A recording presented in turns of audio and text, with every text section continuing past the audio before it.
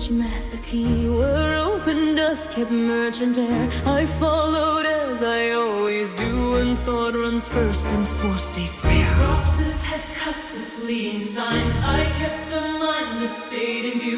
No omen mocked the split as wrong, it held the shape that habit knew.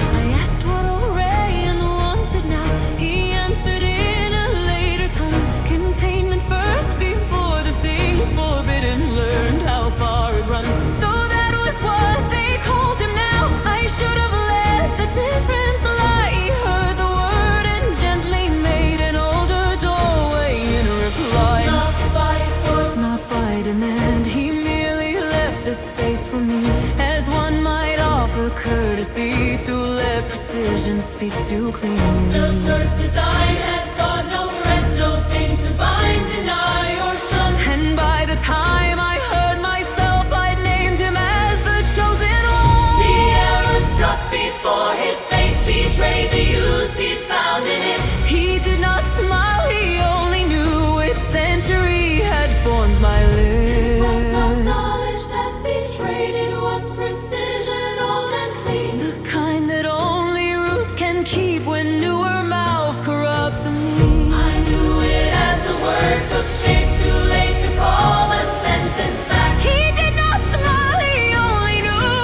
exactly which lost stage I tracked.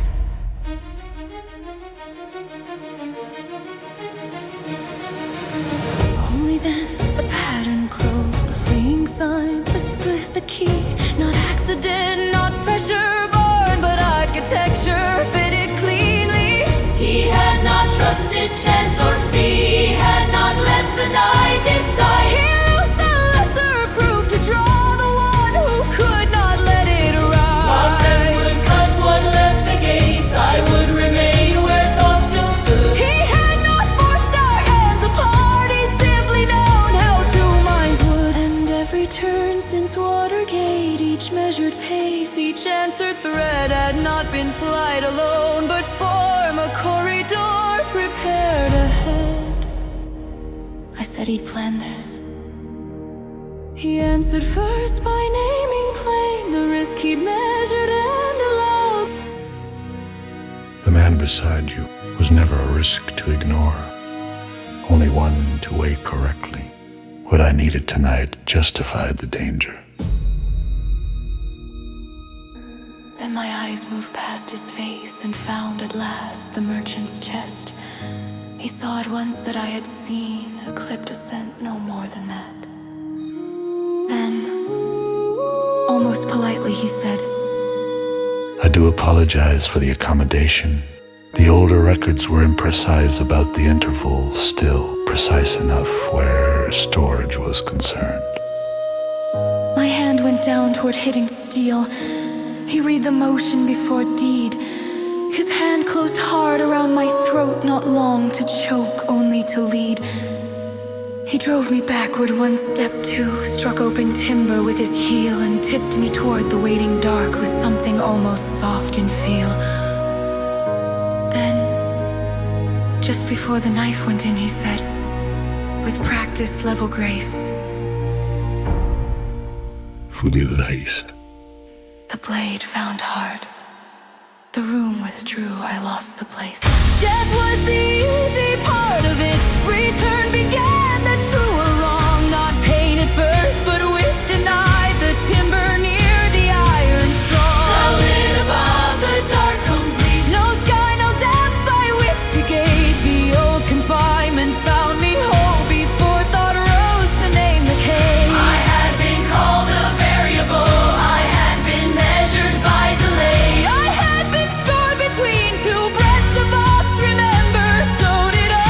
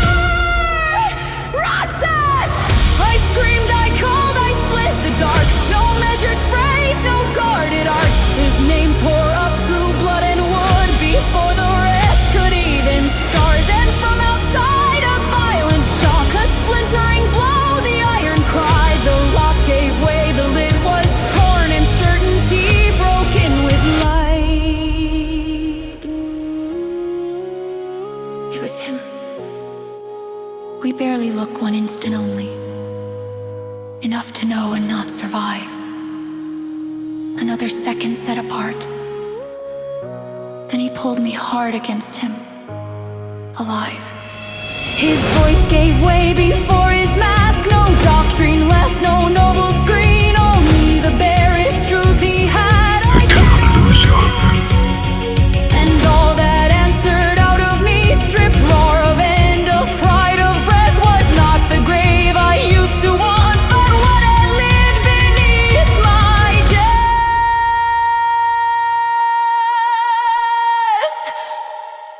I called for you.